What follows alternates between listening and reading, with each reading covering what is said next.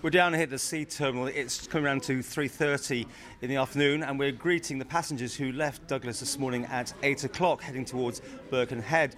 It appears that the 240 passengers were then informed about 15 miles away from their final destination that there was a problem with one of the engines. The steam packet turned the vessel round and was brought back in here to the harbour using a tugboat. We've been catching up with some of the passengers to find out how they dealt with the situation. Right, how was it for you?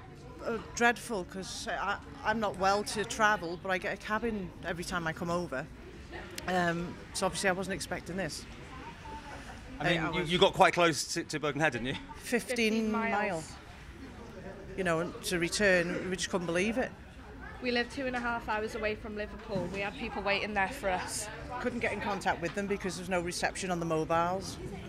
No internet connection at that time as well. So they were already there when we but ran. other than that, the staff were very good. We had free food and free drink, so it wasn't that bad, was it? No, and it was a calm crossing. Yeah.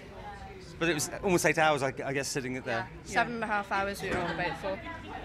And when it came into port, did it have a bit of a problem out there as well? Had a tugboat, yeah.